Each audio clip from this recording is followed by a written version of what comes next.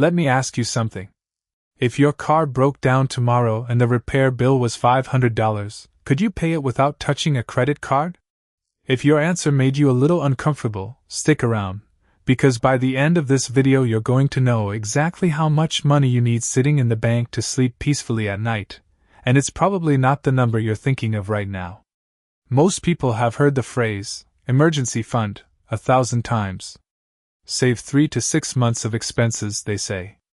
But almost nobody tells you why that number exists, whether it applies to you specifically, or how to actually build it without feeling like you're starving yourself financially for the next 2 years. So let's fix that today. First, let's talk about why an emergency fund matters more than almost anything else in your financial life. It's not glamorous. It doesn't grow like an investment. It won't make you rich. But it's the one thing standing between a bad day and a bad decade. Here's what I mean. When you don't have savings and life throws something at you, a job loss, a medical bill, a broken appliance, you have exactly one option: debt. And debt taken out of desperation is the most expensive kind. Credit cards, payday loans, borrowing from family, and dealing with the awkwardness that comes with it. An emergency fund isn't about the money itself. It's about buying yourself options when things go wrong. It's the difference between, "This is stressful," and, "This is a crisis." Now let's get into the number everyone argues about.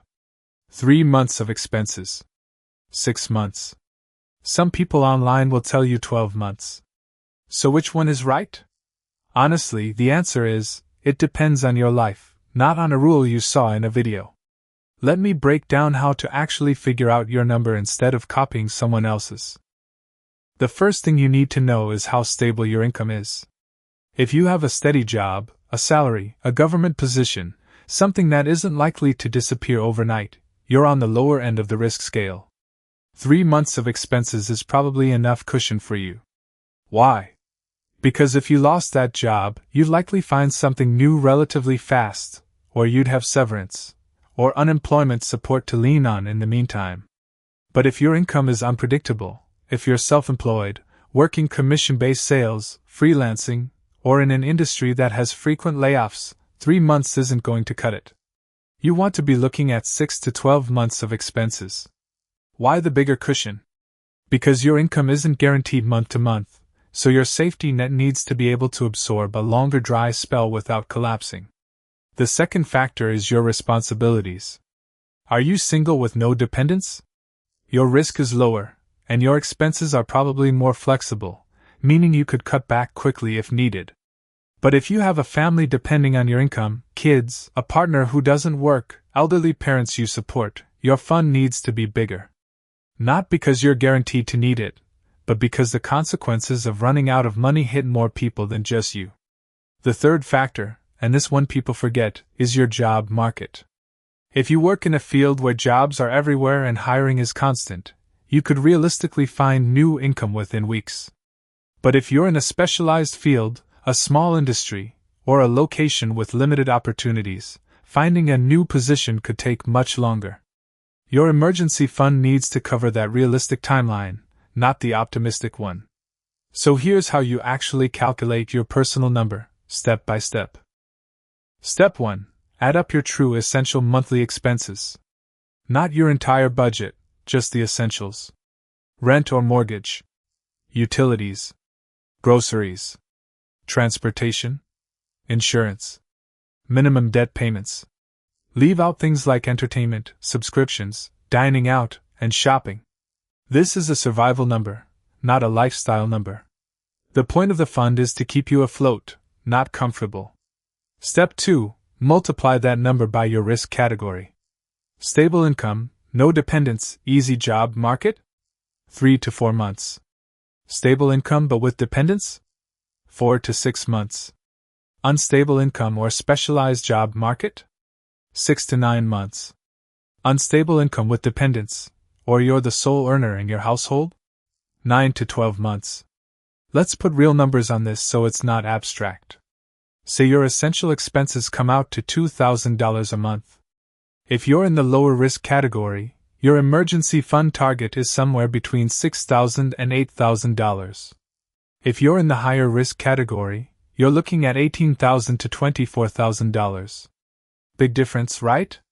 That's exactly why blindly following Save 6 months without actually calculating your own situation can leave you underprepared or, in some cases, keep you saving way longer than you actually need to before you start investing. Now I know what some of you are thinking. $20,000 feels impossible right now. If that's you, take a breath, because the number I just gave you is the destination, not the starting line. Nobody builds a full emergency fund overnight, and trying to hit that number immediately is actually one of the biggest reasons people give up on saving altogether. It feels too far away, so they stop trying. Instead, break it into stages. Your first goal isn't 3 months or 6 months. Your first goal is $1,000. That's it.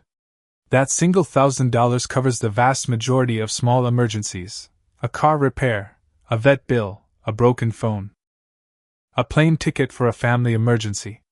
Get that saved first, separate from your regular checking account, and you immediately remove the most common source of financial stress. Once you hit that first milestone, your next goal is 1 month of essential expenses. Then 2. Then keep climbing toward your personal target based on the calculation we just walked through.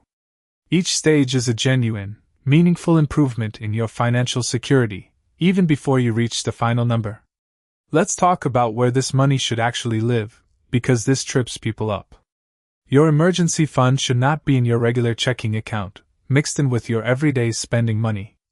If it's too easy to access, you will spend it on things that aren't emergencies. It also shouldn't be invested in stocks or anything with volatility, because the whole point of this money is that it's there and stable when you need it, not down 20% because the market had a bad month. The ideal place is a high-yield savings account, separate from your daily spending account, ideally at a different bank so there's a small amount of friction between you and the money. You want it accessible within a day or two if a real emergency hits, but not so accessible that you're tempted to dip into it for a weekend trip or a sale you saw online. Now let's talk about what actually counts as an emergency, because this is where a lot of people quietly sabotage their own fund. A concert ticket for your favorite artist is not an emergency. A vacation deal is not an emergency, no matter how good the price is. A new phone because you're bored of your old one is not an emergency.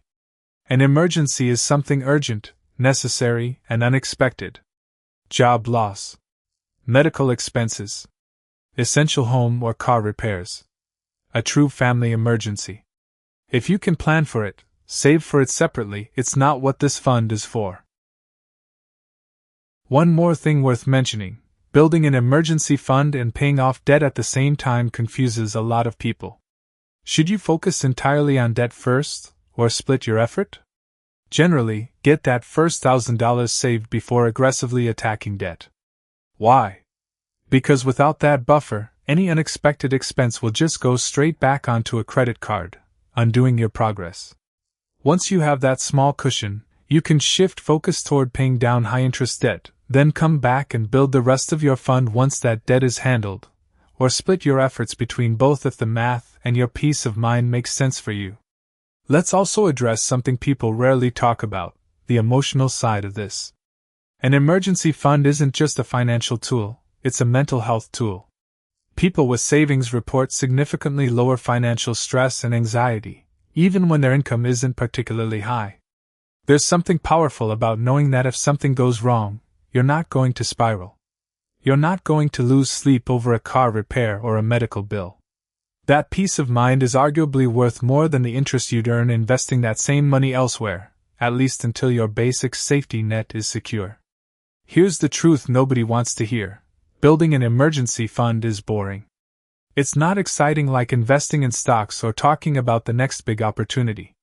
But it's the foundation everything else in your financial life stands on.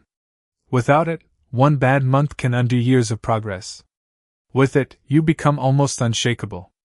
Setbacks become inconveniences instead of disasters. So figure out your number today. Not someone else's rule, not a generic 3 to 6 months you saw in a random video, your actual number, based on your actual life. Then start moving toward it, one deposit at a time.